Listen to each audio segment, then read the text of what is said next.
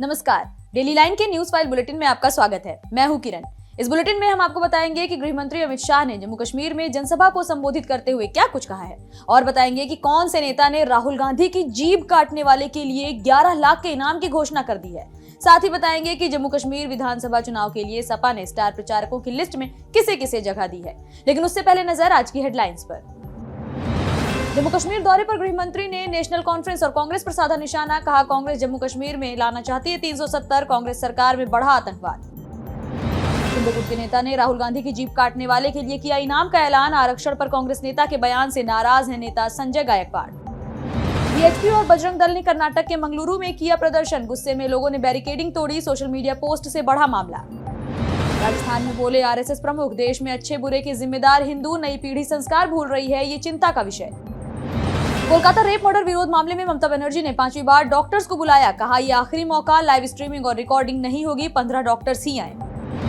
सपा ने जम्मू कश्मीर विधानसभा चुनाव के लिए 20 सीटों पर उम्मीदवारों का किया ऐलान। स्टार प्रचारकों की सूची भी जारी, चाचा शिवपाल यादव का नाम गायब। चर्चा करेंगे खबरों की विस्तार से। रुख करेंगे पहली खबर की ओर। केंद्रीय गृह मंत्री अमित शाह ने जम्मू कश्मीर के नागसेनी में जनसभा को संबोधित किया। इस दौरान गृह मंत्री ने नेशनल कॉन्फ्रेंस और कांग्रेस पर जमकर निशाना साधा। गृह मंत्री ने कहा कि नेशनल कॉन्फ्रेंस और कांग्रेस का गठबंधन आतंकवाद का पोषक रहा है। घाटी में जब जब नेशनल कॉन्फ्रेंस और कांग्रेस की सरकार आई तब तब यहाँ आतंकवाद को बढ़ावा मिला। अमित शाह ने इस दौरान अनुच्छेद 370 का भी जिक्र किया। शाह ने कहा कि दोनों पार्टियां कहती हैं कि उनकी सरकार आई तो अनुच्छेद 370 को फिर से लागू करेंगे, जबकि अनुच्छेद 370 अब इतिहास का हिस्सा बन चुका है। भारत के संविधान में अनुच्छेद 370 के लिए कोई जगह नहीं है। इसके अलावा शाह ने आरक्षण के मुद्दे पर भी जमकर विपक्षी पार्टियों को घेरा। बढ़ेंगे अगली खबर की ओर। महाराष्ट्र के बुल्ढाना से विधायक और शिंदे गुट के नेता संजय गायकवाड़ ने राहुल गांधी को लेकर विवादित बयान दे डाला है। संजय ने सोमवार को कहा कि राहुल गांधी पिछड़ों आदिवासियों का आरक्षण खत्म करना चाहते हैं, उन्हें इसका इनाम मिलेगा। जो भी राहुल की जीभ काटेगा उसे 11 लाख रुपए दिए जाएंगे। संजय ने कहा कि कांग्रेस ने लोकसभा चुनाव में संविधान खतरे में होने का फर्जी नैरेटिव सेट कर दिया और वोट हासिल कर लिए। आज वे आरक्षण खत्म करने की बात कह रहे हैं। कांग्रेस पिछड़े वर्ग, ओबीसी और आदिवासियों का आरक्षण पूरी तरह खत्म करना चाहती है। आपको याद दिला दे, राहुल गांधी ने अमेरिका दौरे पर कहा था कि कांग्रेस तभी आरक्षण खत्म करने के बारे में सोचेगी जब देश में सभी को समान अवसर मिलने लगेंगे। फिलहाल भारत में ऐसे हालात नहीं हैं। बढ़ेंगे अगली खबर की ओर।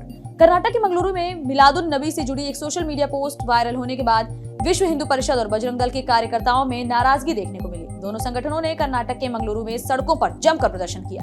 प्रोटेस्ट रोकने के लिए पुलिस ने बैरिकेडिंग्स लगाई, जिसे प्रदर्शनकारियों ने तोड़ दिया। हालात पर काबू पाने के लिए प्रशासन ने आरएएफ के जवानों को भी तैनात किया। साथ ही प्रदर्शन को खत्म कराने के लिए पुलिस जवानों की तैनाती बढ़ा दी गई। कमिश्नर ने इस बाबत कहा कि हमने एक स्पेशल यूनिट भी बनाई है जो किसी भी स्थिति से निपटने के लिए पूरी तरह तैयार है। साथ ही ड्रोन कैमरे से भी निगरानी की जा रही है।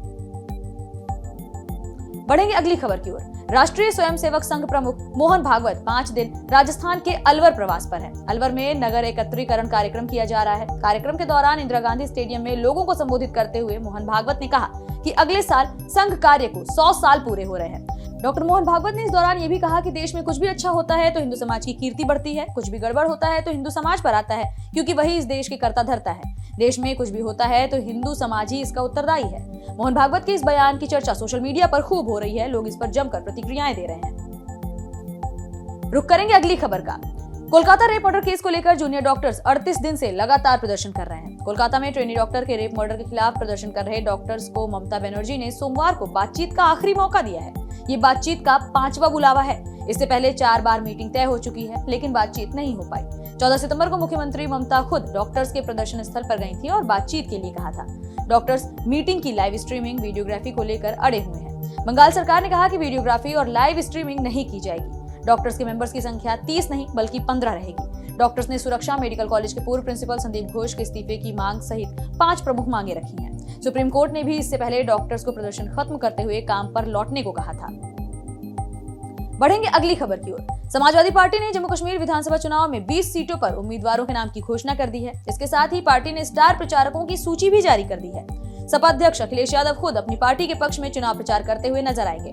सपा ने इस चुनाव को लेकर पार्टी के स्टार प्रचारकों के नामों का ऐलान किया है, जिसमें 7 सांसदों का नाम शामिल है। लेकिन हैरानी की बात यह है कि इस लिस्ट में चाचा शिवपाल यादव का नाम नहीं है। इस लिस्ट में अखिलेश यादव, पार्टी उपाध्यक्ष किरण महनंदा समेत 7 सांसद और 1 विधायक का नाम है। सपा ने जिन 7 सांसदों को स्टार प्रचारक बनाया है उनमें अयोध्या से सांसद अवधेश प्रसाद, धर्मेंद्र यादव, इकरा हसन, हरेंद्र मलिक, राज्यसभा सदस्य जावेद अली, सांसद प्रिया सरोज, पुष्पेंद्र सरोज के नाम शामिल हैं। वहीं खास बात यह भी है कि एक नाम धर्मेंद्र यादव को छोड़कर परिवार के किसी भी सदस्य को स्टार प्रचारक नहीं बनाया गया है, फिर चाहे वो डिंपल यादव या फिर शिवपाल यादव और उनके बेटे आदित्य यादव ही क्यों ना हो। बढ़ेंगे अगली खबर की ओर। उत्तर प्रदेश के बरेली में 2 समुदायों के आमने सामने आने का मामला सामने आया है, जिसके बाद आज दिन भर पुलिस मुस्तैद रही। बीती रात ही हंगामा शुरू हो गया था। बारादरी थाना क्षेत्र के जोगीनवादा में बारावफात के जुलूस को निकाला जा रहा था, तभी हिंदू समुदाय के लोगों ने जुलूस का विरोध कर दिया और जुलूस निकलने नहीं दिया। सावन महीने में भी जोगीनवादा में कुछ ऐसा ही मामला सामने आया था। मुस्लिम समुदाय के लोगों ने कांवड़ नहीं निकलने दी थी, जिसके बाद आज हिंदू समुदाय ने भी ठीक ऐसा ही किया। हिंदू समुदाय के लोगों ने बारावफात के जुलूस को रोक दिया।